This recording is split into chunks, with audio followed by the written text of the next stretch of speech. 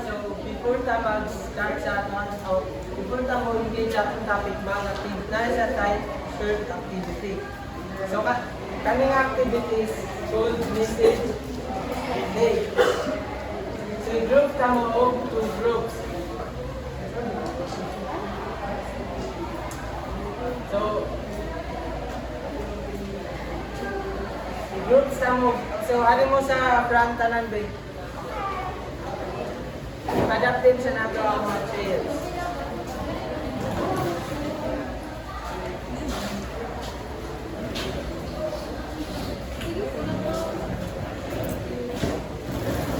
Gather mo sa tunga.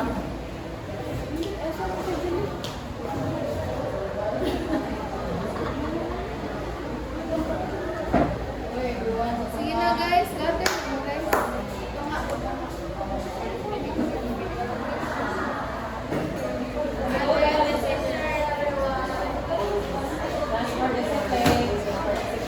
So gather mo tunga sa everyone. So gather mo tunga. Pagdali kayo na tayo.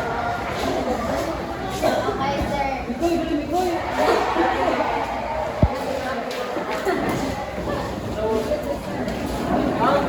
Count mo when. When? Count mo what? One, two, one. Two, two. One, two. One. So all the group 1 dali and the group 2 by them.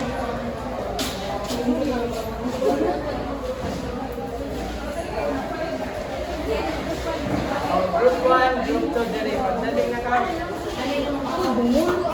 Group two, ano guys? So, group two, dali. So ang mga na mechanics sa nito na ako'y words nga giandam dali. So ang pinakalayo kay mag dali sa tubangan. So yeah. Na ako'y pakita dali nga phrase tapos imo'y ikuan inyo Action, istorya ka na mo. Ikaw kinalasan mo kay mo sa word. Naging sa After na mo dira, mabalik ni diri sa ilang Eh, kami, ako ang mayor. Ako yung mga to. Ako yung tagaan ng school. Ikaw yung storya. Ikaw ang nasusubangan, ikaw mag-isip sa na word. Oh, ikaw mag-final answer. So, gets ra? Sa'yo yun na to. Ikaw. Go. So, aliw ka ba sa akin ng oras? Class. So,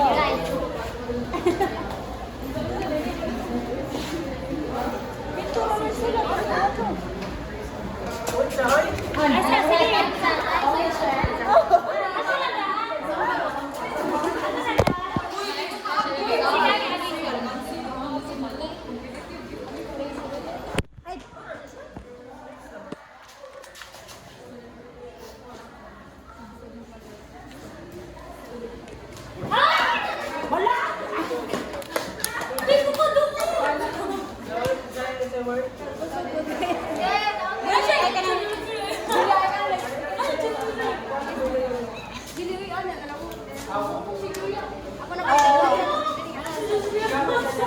Ako pwede makakuha na kayo. Ikaw na mag-dance. Ako ba, ano ba? Ako may label na. Ay,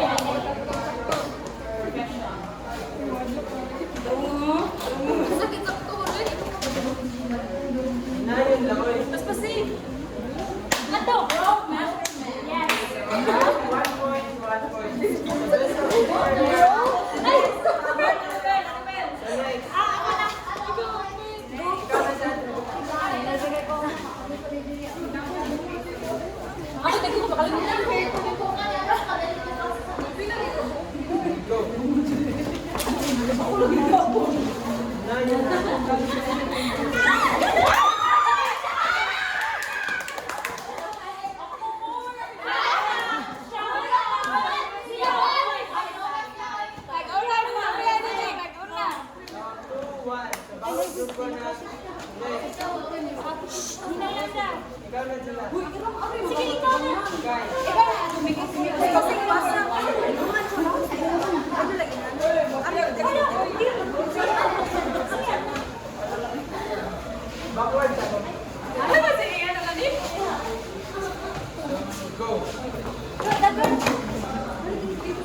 Uy, maro.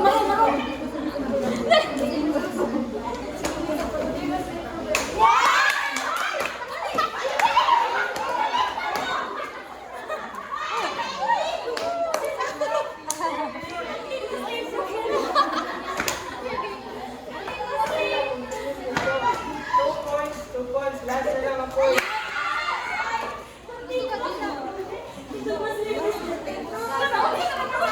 Upward sa mo.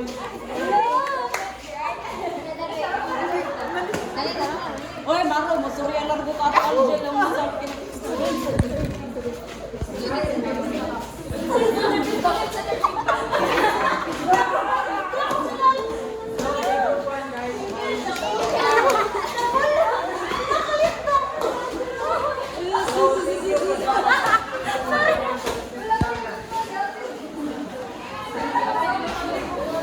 So, thank you sa participation natin.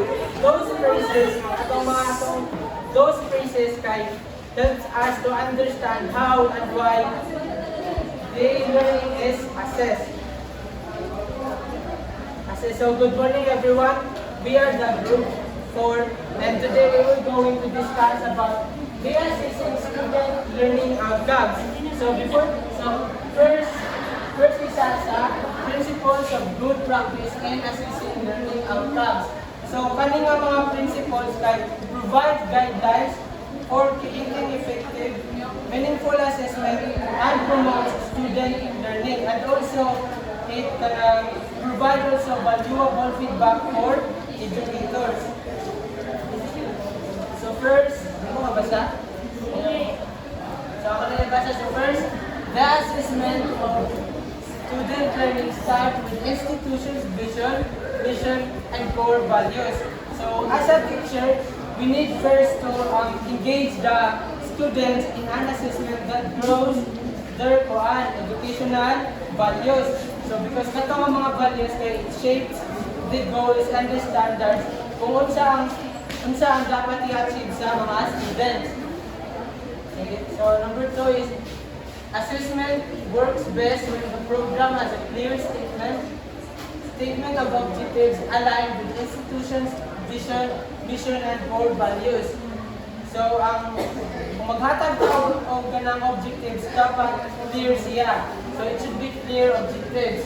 So number 3 is outcome-based assessment focuses on the student activities that will still be relevant after formal schooling concludes.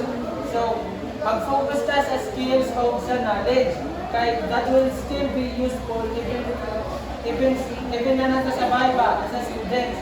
Even na nato sa bahay. Like for example, nagtudlo ka og ganang unsay buhaton during the earthquake. So niya, ikadto nimo sa bahay nag-earthquake man. So dito ma-apply nimo mga skills. So kung unsa buhaton. So number 4 is assessment requires attention not only to outcomes but also and equally to the activities and experiences that lead to attainment of learning outcomes. So it is an attention process. So effective assessment ganit considers both the outcomes and the activities leading to those outcomes. Meaning ang assessment, dili lang siya mag-focus solely sa grades or sa scores, but also ma-apply gyapon siya after the session, after the end of the discussion on the topic. Number 5 is assessment works best when it is continuous, ongoing, and not episodic. So assessment, dapat ang assessment should be cumulative. So when we say cumulative guys, ang assessment gani kay na-link gyapon siya, relate gyapon siya sa previous na discussion para matrack ang progress o understanding sa students. So next is begin assessment by specifying clearly and exactly what you want to assess. So dapat to ensure focus and relevant assessment, kung unsa ang inyong dapat i-assess, mao ang dapat nimo kung unsa ang imo dapat i-assess, dapat nakastate dito clearly sa objectives. Like for example, nasa imong objectives kay create sa paragraph. Tas ikaw as a teacher kay nagsige ra ka discuss what is paragraph. Wa ka nagpa-hands-on activity how to write a paragraph. Oh, kasi na dahil hindi siya sa number 7 is the intended learning outcome or lesson objectives, not content, is the basis of the assessment task. So, mag-focus dito sa learning outcomes. So, we use content in the development lang of the assessment tool and task. But it is only the attainment of your learning outcomes, not dili ang content na napaganahan i-assess. So next is number 8. So, set your criterion of success or acceptable standard of success. So, setting criterion of success means determining the specific standard to measure students' performance. So like for example, naay nakakuha 7 out of 10. Then ang possible nga score or passing score kay 10 out of 10. So dapat ang possible higher nga score kay 10 out of 10. So dapat naka-state dito sa imong criteria nga 7 out of 10 is still acceptable and successful.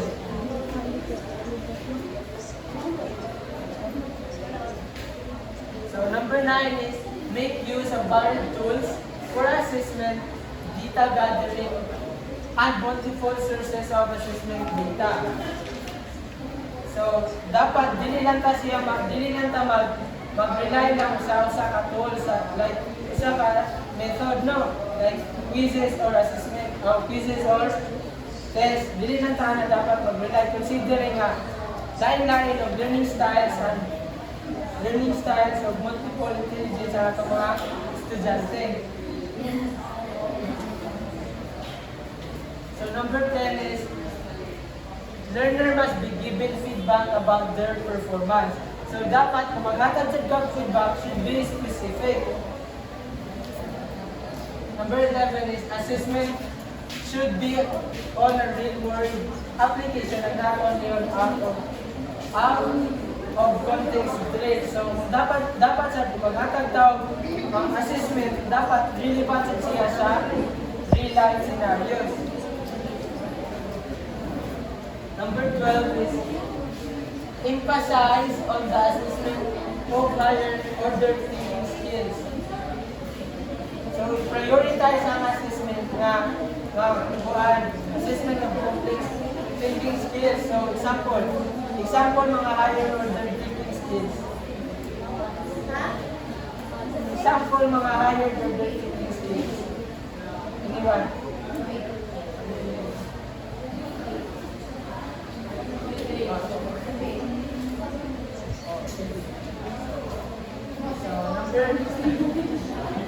So sakta to debate. So number 13 is provide opportunities of self-assessment. So dapat alamin mo ang student na i-reflect nila ang ilang gibuhat. So for example, mga best example ay self-assessment. Reflection. Oh, very good. So reflection journals.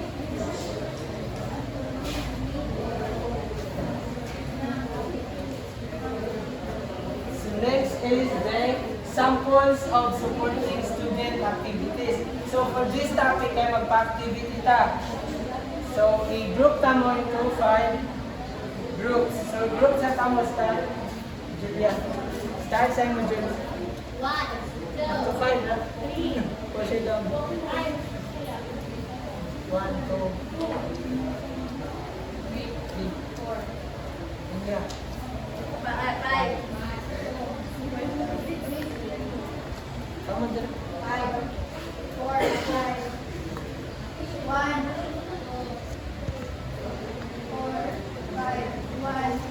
2. So all the group 1, group 2, 3, 4, and 5 sa pinali ko. Sige, move na everyone. 1, 2, 3, 4, 5.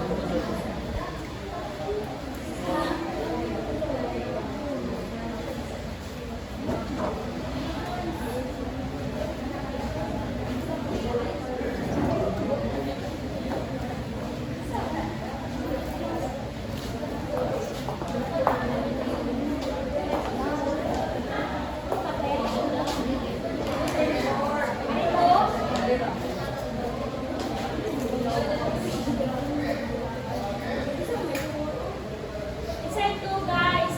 Guys, si Hen. Sina naman sa group. So, group. Yun yan siya. Group. 5. Asang 5? Ako mo. Ano ko? Ano naman ko? Uy! So, asa man ang group ko, asa ang members ani. Move ka mo dira ka wait. Kapoy na.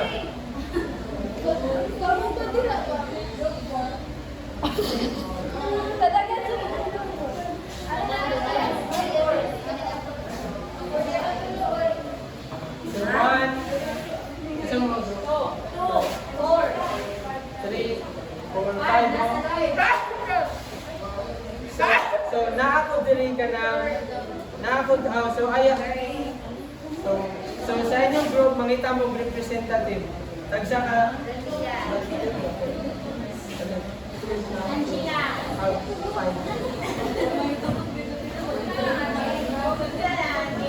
Oh, wait sa ako. Ako sa part.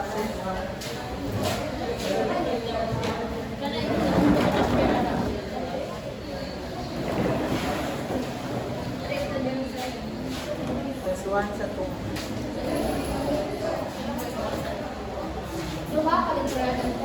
Five. So, kaliyo po padating sa mga church.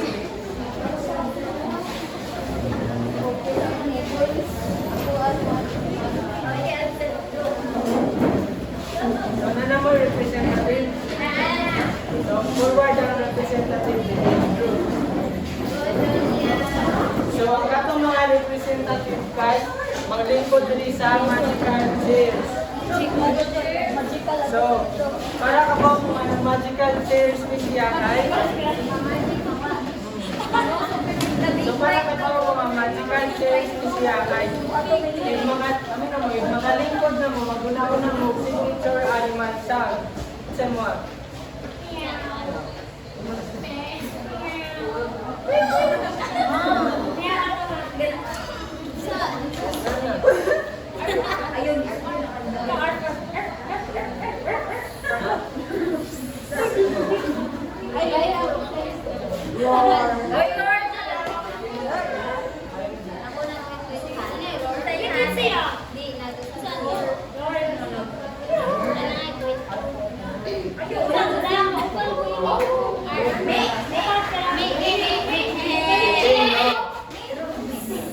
So, naka-choose na mo mga sounds. So, nakoy ba sound din nga? Kana supporting mga nakoy ba sound din nga sample sa supporting student activities. No, so ibasa na ko inyo siya inyo tagan kung asa to siya student learning outcomes. So like for example, sa outcome number 1 is makabasa na mo. Yes, ako na sa student learning outcome number 1, student can organize information from secondary sources as basis of the research topic. So ang outcome number 2 is student apply principles of logical thinking and persuasive arguments in writing. Against Rana. The outcome number 3 is student write multiple page essays complying with standard format styles. So nakoy basahon diri nga kuan nga supporting activities. So ikaw mo kung makauna mo tingog, no, ikaw example nakauna ka dili ka. Ay, naman so, ikaw, nakauna ka, hindi ka. So, kinsa mo mga members. So, magpili ka sa mga members kung kinsa yung answer, no? Kung sa ito, mga ka. Nag-insa.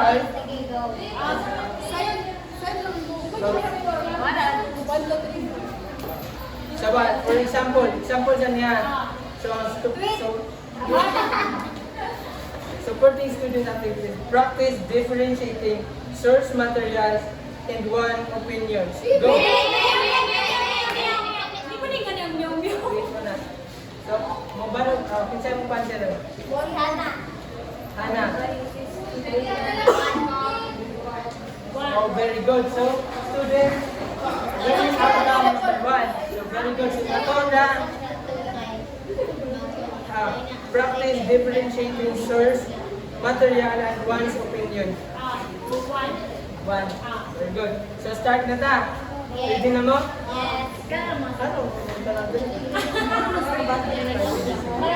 Sige, sige. Activity number 1 is reading articles. Reading articles and formulating an original paragraph from quotes, paraphrases, and summaries. Go!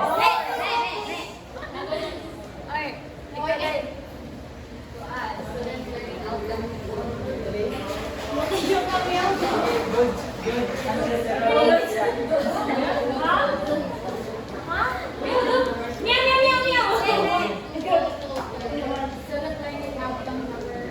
Oh, very good. So, 1 na ang group 5. Ayun sa kawit.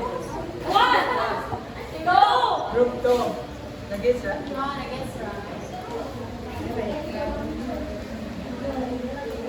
So, sunod is forming opinion about the topic. Forming opinion about the topic. Forming opinion about the topic.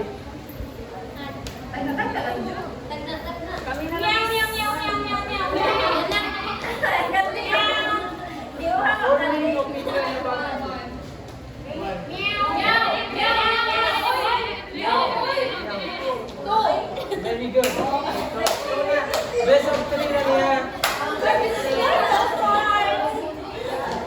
So next is analyzing and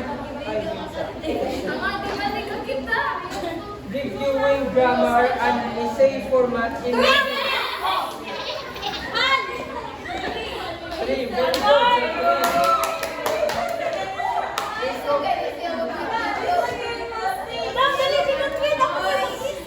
So next is researching and writing about.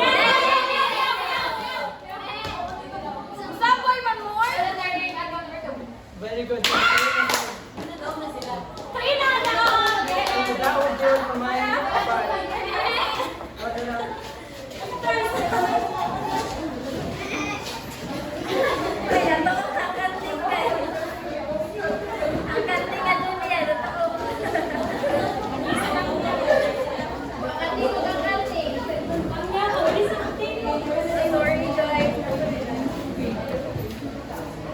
Okay, so moving on to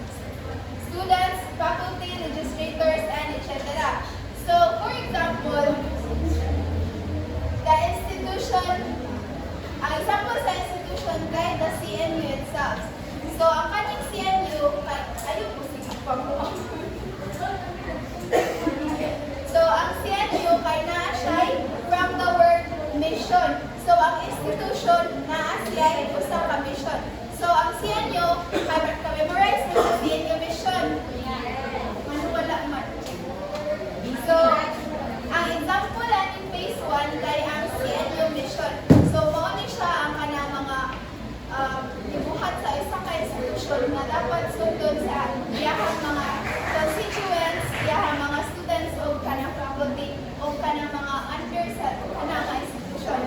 So, next is the program goals. So, if natay institution, naatay program goals. So, ang program kay, for example, the BEd program na siya. So, ang kaning kanang BEd, dapat kay ito ang kaugalingon na goals para sa ito ang program. So, next one is the subject objectives. So, gikan siya sa program, so nagkaanap ko ka specific. So, nahimo na siyang subject. So, mauni siya ang mga dapat natong ma-accomplish sa isa ka subject. So, subject or course. So, example, aning kay assessment. Assessment and learning is a subject or a course. So, next one is the phase 4, desired student learning outcomes. So, gikan sa isa ka course or subject, si teacher, ang kanina phase, si teacher na ang mo-deliver sa instruction. So, diri makita na ninyo kung yun sa ni teacher pag-deliver ang usa ka lesson or usa ka instruction. So, after delivering those lessons or instruction, mo-proceed ayon ka sa phase number 5, which is the diagnostic assessment. So, asa man ninyo usually makita ang diagnostic assessment? Pretest. So, sige, pwede siya pretest, no? So, before siya mo proceed sa lesson, nakapadiagnostic siya, if unsay rason isan, Para ma-test sa teacher, kung asa siya magsugod siya. so, ang kaning kong diagnostic assessment, kanang mo-kwan siya more on kanang stock knowledge sa mga bata.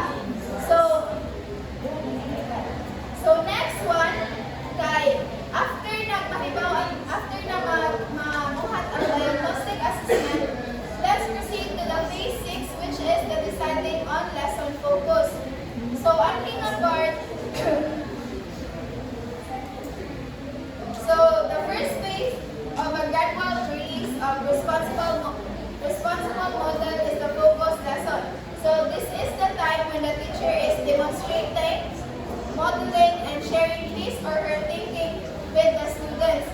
So, ang part, ma-share na sa teacher kung unsay ang mga experience sa kanang lesson or sa niya paghatag og instruction.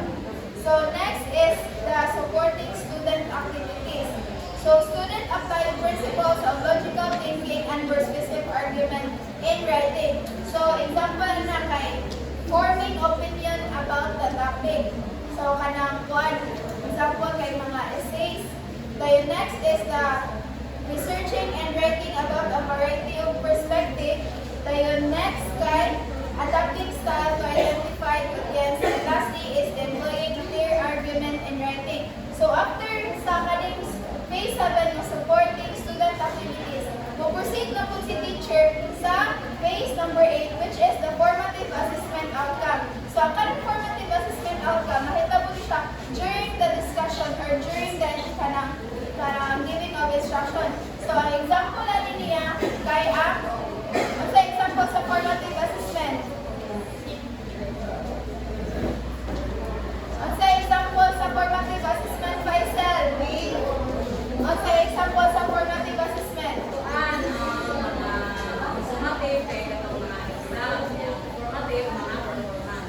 For example, sa mga performance. Okay.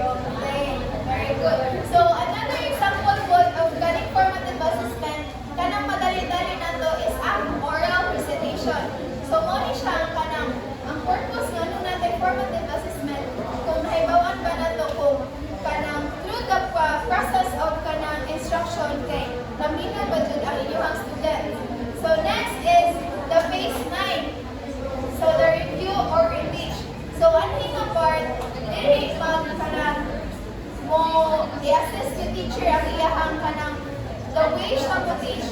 So, kani kay ma-apply na siya if naana ang summative assessment result.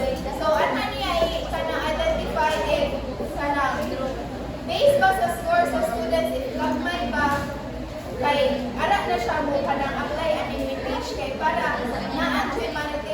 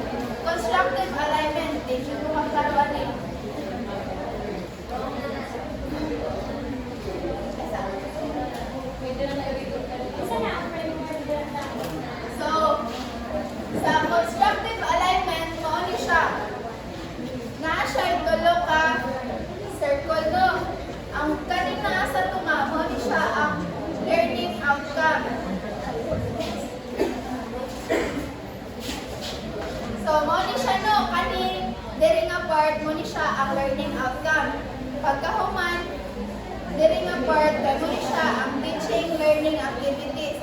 Sunod, nituyok na po siya sa assessment task. So, the principle of constructive alignment. So, constructive alignment ang tawag ani nga figure. Simply means that the teaching learning activities and assessment tasks are aligned with the intended learning outcomes. So, if nakay learning outcomes nga gibuhat, dapat ang imuhang teaching learning activities align siya para ma-achieve ang imuhang learning outcomes as well as the assessment task. So, ang kaning ikuman mo buhat sa learning ka ng outcomes, magbuhat na ka o mga activities nga related sa imuhang learning outcomes. After that, magbuhat na ka og assessment kanang to measure sa kaning learning outcomes. If na-achieve ba gid siya ang katong learning outcomes nga inyong i-provide or gibuhat. So, muli siya nyo nga kanang nag-align ra din siya dapat ang imuhang dili mo likay dapat straight ra din siya, nag-align ra din sila ang tulo. So, constructive alignment is based on the construction theory by Biggs 2007 that learners use their own activity to construct their knowledge or other outcomes. So,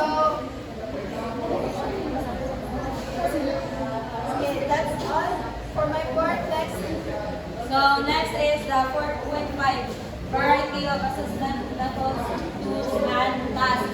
So there are two kinds of assessment method. The first is the traditional and the second is the authentic. So since di mo makabasa ko na basta din. So traditional refers to the usual paper and pencil test.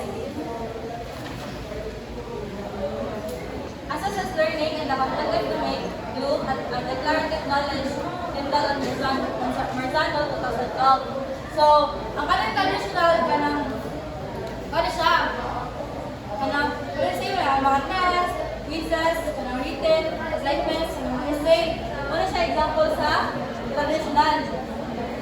While ang authentic, also called alternative. It's being alternative to the traditional.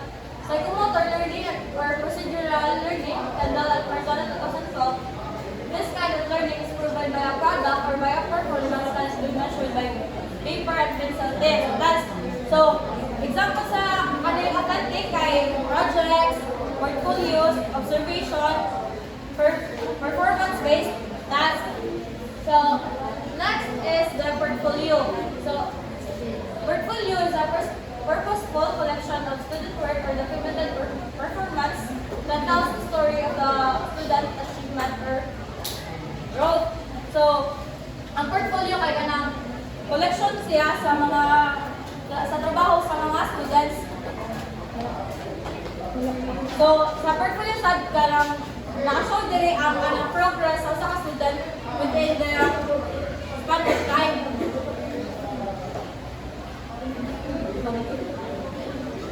Next.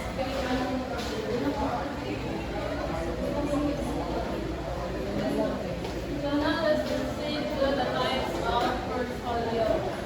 So another question again.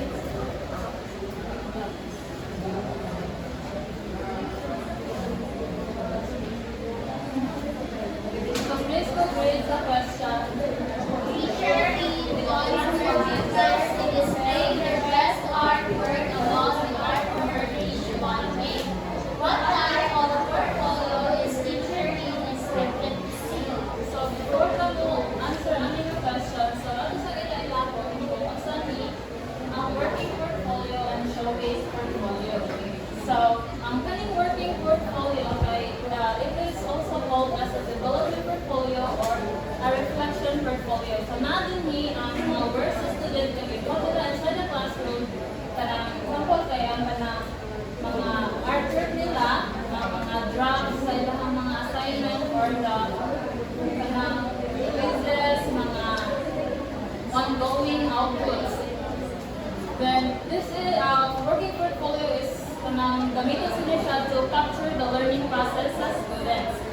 Then next is the showcase portfolio. Ang showcase portfolio kay ano siya ang display display of the best artworks of the students. Nandun niya ang kanang best artwork nila or best output nila ang buhat nila inside the classroom. So, usay answer sa ano ang question. Showcase portfolio. So next, let's move on to assessment or evaluation portfolio. Okay, so next is assessment or evaluation portfolio. The main function of this assessment is to document what student has learned based on standards and competencies expected of students at each grade level. So example amin is katong ipabuhat ni Ma'am Sherry ito sa to ama. Ipa-compile niya ang tanang activities katong POM una o POM ba to? Yes. And then ang sunod is ang katong talumpati, then ipa-combine ko niya sa usa ka portfolio. Mauna siya ang assessment portfolio. So these are the collection of works, assignments, or projects throughout the year or by quarter. So next is the scoring rubrics. Scoring rubrics is a coherent set of criteria for students' work that includes descriptions of levels of performance quality on the criteria. Its main purpose is to assess performance made evident in processes and products. So now sa scoring rubrics is ingani. Familiar naman tatanan ani mo ni ang kadalasan gamitin sa teacher kung naa sila ipagbukas na kanang mga projects baron. Okay, so scoring rubrics has two major parts. The first one is coherent sets of criteria. Coherent sets of criteria, these are the specific aspects in the scoring rubrics. For example, nagpahimo si teacher o essay sa tuwa. So what are the possible coherent sets of criteria? Coherent sets of criteria, mao ni siyang mga specific na criteria.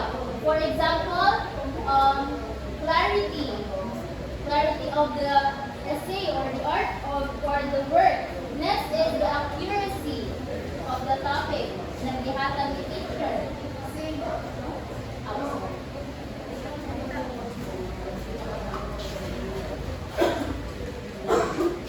Next is cleanliness.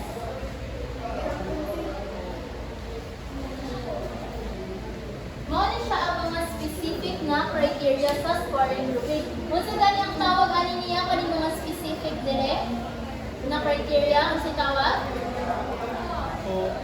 Unsa? Coherent sets of criteria, mga specific na criteria nga pangitaon sa gipahimo ni teacher. Next major part is the description of level of performance.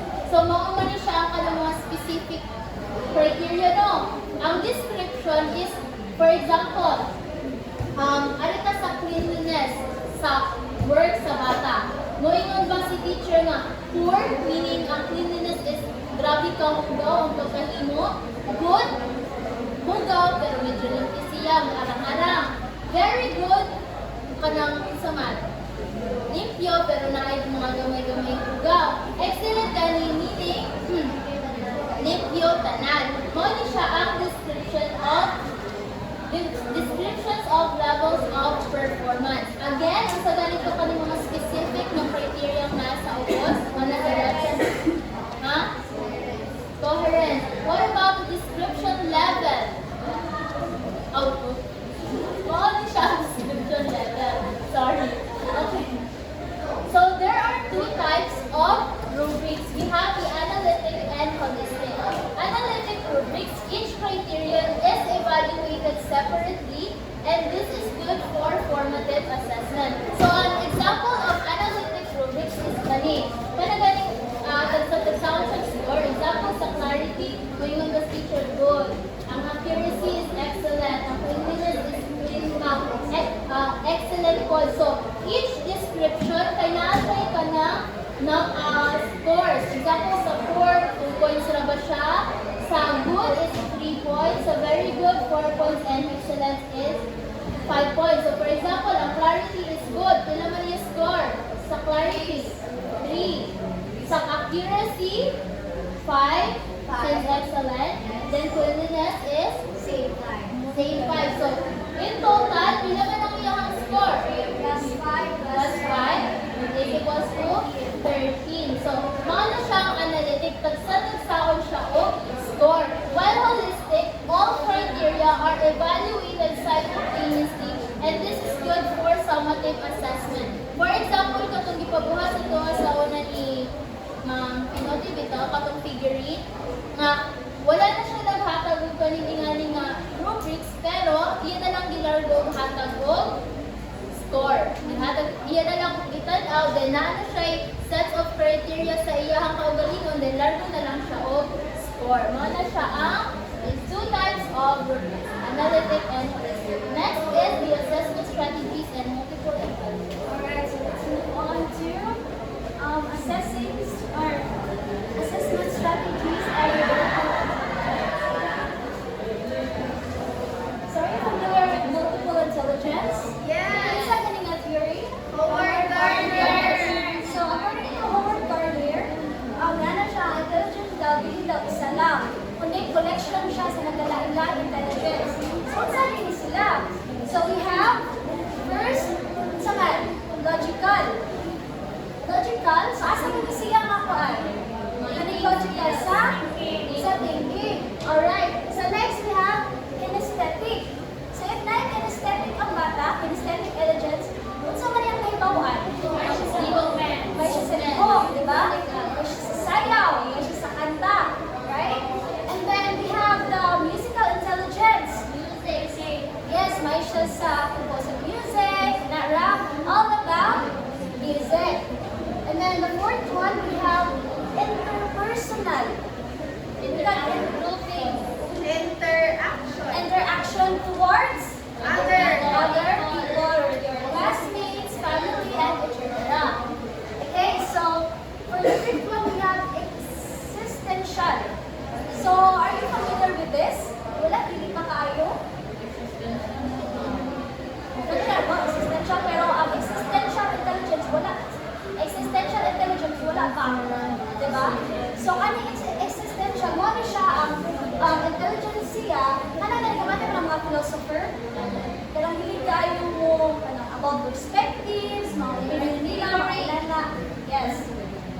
And then, we have also the visual intelligence. So, kaning mga tao na, kung saan na nila sila, like, if naamoy visual intelligence, asa sila maayo?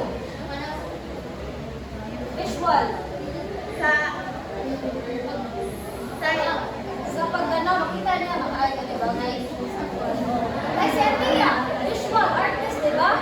Di ba ka na nakapaint siya through, nag-aanak siya ang ganang certain topic, na nakapaint siya, wow, designer, fashion designer, di ba makapintag yung unsa, hindi na pagmugna o kinana niya, ang ilang di ba is pattern, yung unsa na nila, yung mga, ayun din siya, masuon din nila, sketch, di ba? Makapisa na, and then also, mga architect, yung unsa din nila pag, unsa na nila pag-imo ang modelo, hindi makakanakuan, hindi makasya ka ng risk, isa-isa sila, and then also, concept sila, grabe na siya makuti, ilan kaya siya style, di ba? And then, after that, we also have naturalistic. So, we say naturalistic. So, automatic, yes, the environment or parang ka, nature lover ka. Kuhaan ka na bandita, nana, ganahan ka, makuhaan ka, na expose ka sa mga nature. Right. Then also, we also have linguistic intelligence. Because linguistic, language, all about language, you know how to write, read, okay, so maayong po tama. Then, mga examples, ano nila, mga poet, mga writer, mga author. Example, William Shakespeare. Isa pa, mga maayong writer. Isa pa mga maayong mga writer sa mga Wattpad. William Leeds. Ay, okay. Sige, yung author, yan na. Oh, Jonah. Okay. So, if natin interpersonal, nasa tayo intrapersonal. If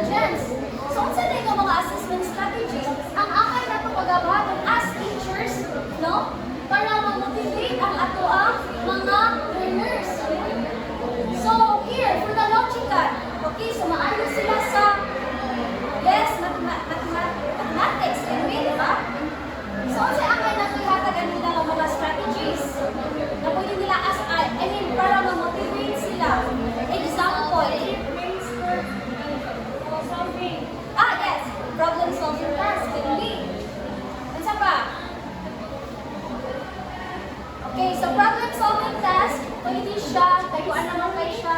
Yes, sir. Peer chattering. Okay, listen siya. And then after some problem solving tasks, pwede siya mga puzzles, mga games na. Alright, so, second gani, kinesthetic intelligence. Kasi yung mga amay na to, ihatag sa mga students na ma-motivate sila o mas ma-assess ko nila to ang ginahapaan. Ilang skills at kinesthetic na sila masayaw, na sila kumanta, Mga kuan, kailan na rin masayaw. okay din, yes. May mga corporate na, di ba? May mga sample size na at the same time, sayaw. Pwede. How about musical intelligence? Music, Sa party, di ba? Rap.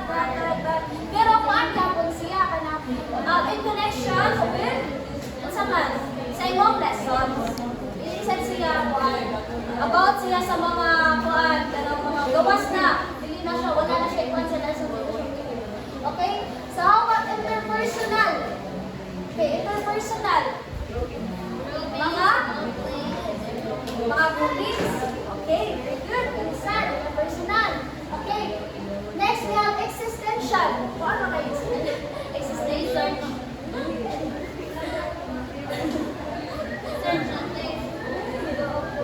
Existential.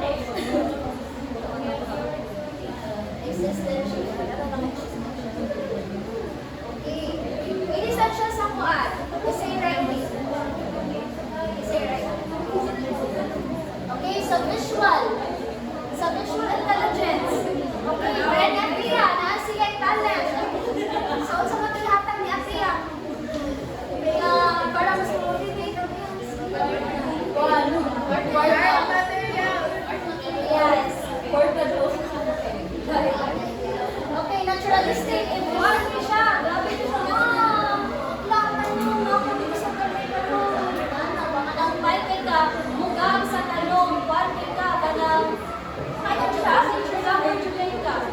Kung sa may amay na to, ikaw na nila, para mas ma-motivate na to ang learners. Naturalistic.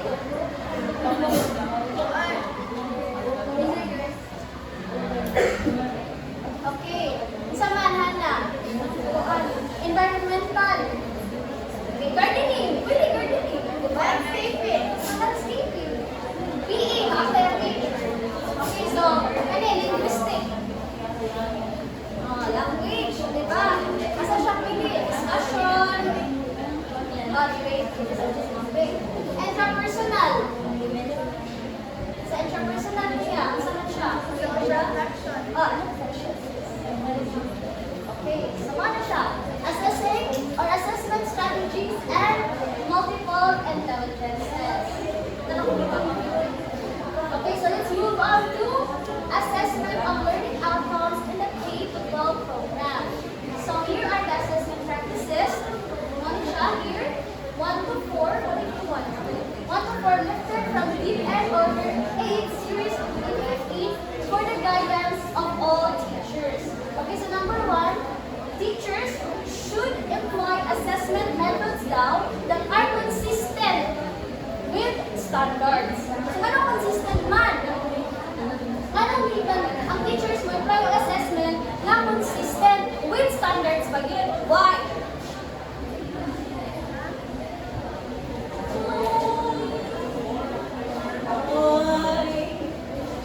Why? Okay, as teachers, as future educators, why we should employ assessment methods that are consistent with standards? Para ma? Sige, ano ba?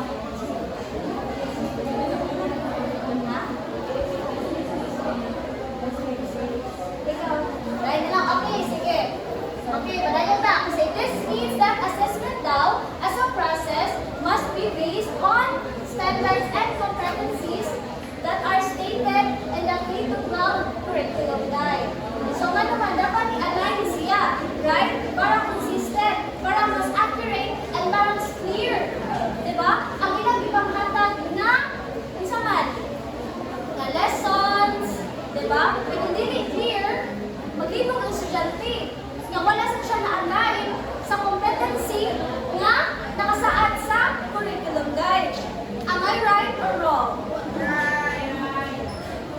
Okay. Okay, second, we have here teachers must employ both formative and summative assessment. Yes.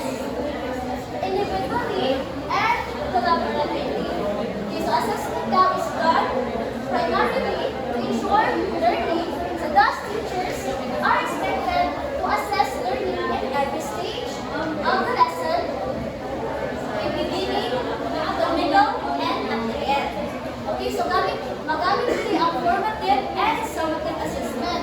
Ang giingon sa tuloy sa kinalasan from the beginning down, from the middle, and the end. So, ang mga tanong is, why is it important? Kailangan natin i-assess ang student from the beginning, from the middle, and at the end of the lesson. Why?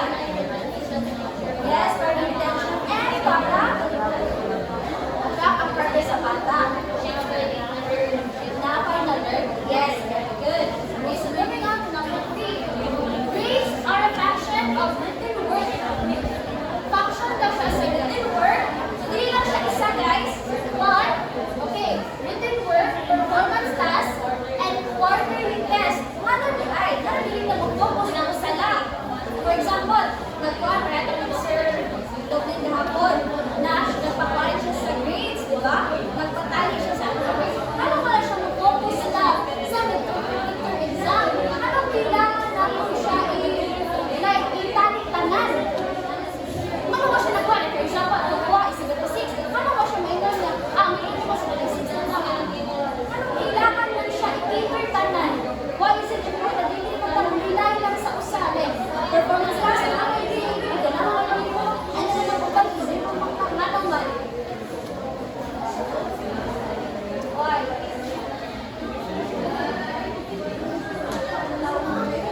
Why not there? So para, yes, para fair sa sila. Para fair, hindi ko no, hindi ako sa performance siya mag-case, kaya ang kipuan, ako, zero, zero na, pero ako siya gawin, pero hindi ko na, ano siya ba? Diba? Para fair, it's an upgrading system sa teacher. And then, so number 4, the cognitive process dimension given by Crackle and Anderson from remembering, understanding, applying, analyzing, developing, creating, governs formulation of assessment task.